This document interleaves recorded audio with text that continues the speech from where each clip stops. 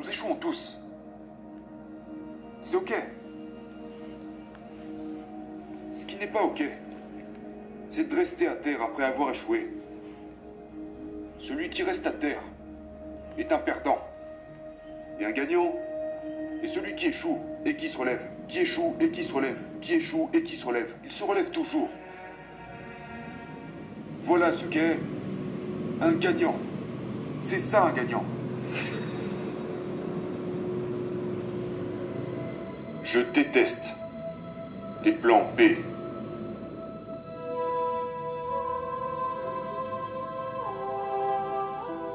Quand vous commencez à douter de vous-même, c'est très dangereux. Parce que maintenant, ce que vous dites en gros, c'est que si mon plan ne fonctionne pas, j'ai un plan de secours. J'ai un plan B. Ça signifie que vous commencez à penser au plan B. Et chaque pensée que vous mettez dans le plan B est une pensée de l'énergie retirée du plan A. Et il est très important de comprendre que nous fonctionnons mieux s'il n'y a pas de filet de sécurité. Parce que le plan B devient un filet de sécurité. Il dit que si j'échoue, que si je tombe, je suis protégé. J'ai quelque chose d'autre qui me protège. Et ce n'est pas bon. Parce que les gens fonctionnent mieux quand ils n'ont pas de filet de sécurité. Les gens fonctionnent mieux dans le sport ou dans n'importe quel domaine s'ils n'ont pas de plan B. Je peux vous dire que je n'ai jamais eu de plan B. Je peux vous dire que je me suis pleinement engagé à devenir un champion de bodybuilding. Je me suis pleinement engagé à rejoindre l'Amérique. Je me suis pleinement engagé à entrer dans le monde du cinéma et devenir un acteur premier plan. Quoi qu'il en coûte, je vais faire le travail. Je ferai mon travail encore et encore et encore jusqu'à ce que j'y arrive. Et ça a été pareil en politique. Donc pour moi, il est très dangereux d'avoir un plan B. Parce que vous vous coupez complètement de l'opportunité de vraiment réussir. Et l'une des principales raisons pour laquelle les gens veulent avoir un plan B, c'est qu'ils ont peur d'échouer. Que se passera-t-il si j'échoue et que je n'ai plus rien derrière? Laissez-moi vous dire quelque chose. N'ayez pas peur d'échouer.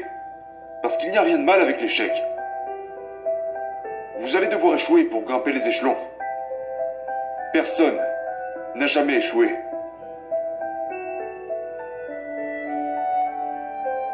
Michael Jordan a dit dans une de ses interviews, quand on lui disait « Vous êtes incroyable, vous êtes le meilleur basketteur de tous les temps ».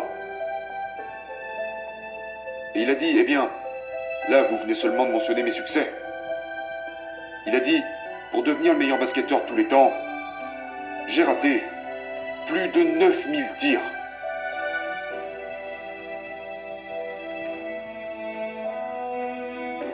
Donc pendant ces matchs, où il a eu tellement de succès, il a raté plus de 9000 tirs. Est-ce que ça fait de lui un raté? Non. Il est devenu l'un des plus grands basketteurs de tous les temps en ayant échoué 9000 fois. Vous comprenez ce que je dis? Nous échouons tous. C'est ok.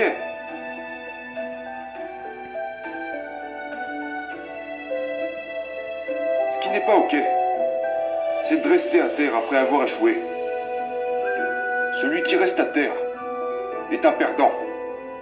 Et un gagnant est celui qui échoue et qui se relève. Qui échoue et qui se relève. Qui échoue et qui se relève. Il se relève toujours. Voilà ce qu'est un gagnant. C'est ça un gagnant. J'ai échoué dans le bodybuilding. J'ai perdu des compétitions de bodybuilding. J'ai perdu des compétitions de powerlifting. J'ai perdu des compétitions d'haltérophilie. J'ai tourné dans des films qui ont fini à la poubelle, qui étaient horribles, qui ont reçu les pires critiques. Et en politique, je me souviens, j'ai eu énormément d'initiatives en référendum qui ont été rejetées. Ma cote de popularité en Californie était descendue de 28%. Puis elle est remontée, j'ai gagné une seconde fois le poste de gouverneur. Nous perdons tous. Nous avons tous des pertes, c'est pas grave. Et c'est pour cela que je vous dis, N'ayez pas peur d'échouer, parce que quand vous avez peur d'échouer, vous êtes bloqué. Vous êtes crispé, vous n'êtes pas détendu. Vous devez être détendu pour réussir. Dans quoi que ce soit dans la boxe, que ce soit dans votre travail ou avec vos pensées, vous y arriverez seulement si vous êtes détendu. Alors détendez-vous. C'est normal d'échouer.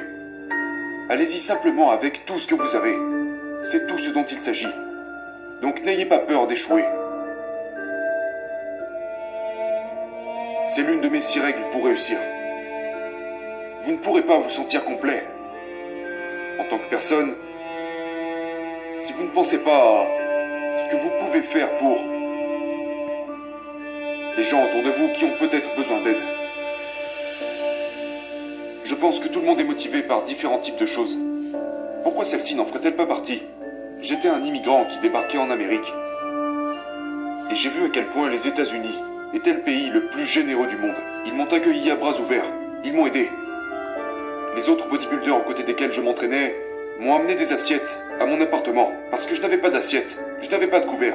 Je n'avais pas de couverture. Je n'avais pas d'oreiller. Je n'avais pas de télévision. Je n'avais pas de radio. J'avais rien. Et ils m'ont apporté tout ça à mon appartement. Ils m'ont aidé. J'ai vu la générosité de l'Amérique de mes propres yeux. Et je me suis dit en tant qu'immigrant, après avoir été accueilli de cette façon, que je devais m'assurer de donner quelque chose en retour. Je suis un bodybuilder, qu'est-ce que je peux faire? Et ensuite j'ai réalisé qu'il y avait les Jeux paralympiques et que j'étais en mesure d'aider et d'entraîner les athlètes des Jeux paralympiques. Et donc j'ai commencé à m'impliquer dans les Jeux paralympiques et je leur ai proposé d'ouvrir une section de powerlifting pour les Jeux paralympiques, avec du soulevé de terre, qui n'est pas une chose risquée à faire, et du développé couché, qui n'est pas non plus risqué à faire. Et c'est devenu le sport numéro 1 dans la section paralympique, le powerlifting. Les salles sont toujours bondées, avec des publics de 5000 personnes. Et je suis devenu l'entraîneur national et l'entraîneur international des Jeux paralympiques.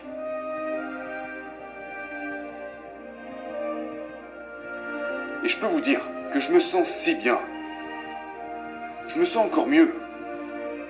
En allant voir ces concours de powerlifting et voir une centaine d'athlètes venant de partout dans le monde concourir dans le domaine du powerlifting et être heureux qu'en gagnant mes propres concours de bodybuilding.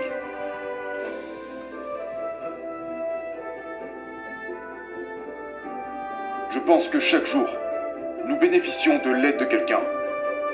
C'est pourquoi j'ai dit plus tôt qu'il n'existe aucun self-made man. Je veux dire, si vous y pensez, quand vous êtes né, vous aviez besoin de vos parents pour vous élever.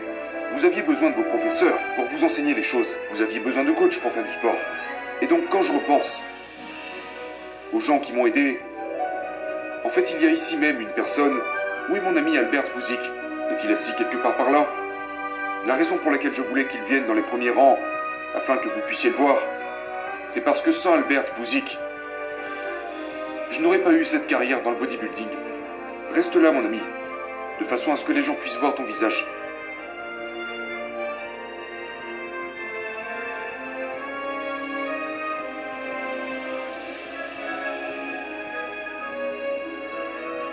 Albert Bouzik a été, juste pour vous donner un exemple, parmi les milliers de personnes qui m'ont aidé, Albert Bouzik a été celui qui m'a aidé à traduire en anglais mes informations afin que je puisse remplir mon formulaire d'inscription au concours Mister Universe. Et puis il a pris l'avion avec moi jusqu'à Londres pour m'accompagner à mon concours. C'est un ami extraordinaire. Il a pris des milliers et des milliers de photos. Il m'a aidé à chacune de mes compétitions. C'était un grand supporter. Et c'est le genre de personne dont nous avons besoin. Nous avons tous besoin d'aide. Nous avons besoin d'aide. J'ai toujours eu besoin d'aide dans tout ce que j'ai entrepris. Je me souviens qu'une fois, quelqu'un m'a dit que j'étais le plus grand self-made man. J'ai répondu, tu peux dire tout ce que tu veux. Tu peux m'appeler Arnie, tu peux m'appeler Schwarzy, tu peux m'appeler Terminator, tu peux m'appeler Gouvernator, mais ne m'appelle jamais self-made man. J'ai dit parce que je ne suis pas arrivé là tout seul. Je veux dire, pensez une seconde au fait de devenir célèbre dans le monde du cinéma. Comment allez-vous devenir célèbre en tant qu'acteur si vous n'avez pas d'audience? La seule chose qui fait que vous pouvez avoir du succès dans un film, c'est les gens qui décident d'aller voir ce film. Comment pourriez-vous prétendre être un self-made man quand vous avez besoin de millions et de millions et de millions de gens partout dans le monde pour aller voir votre film? C'est les gens, c'est vous.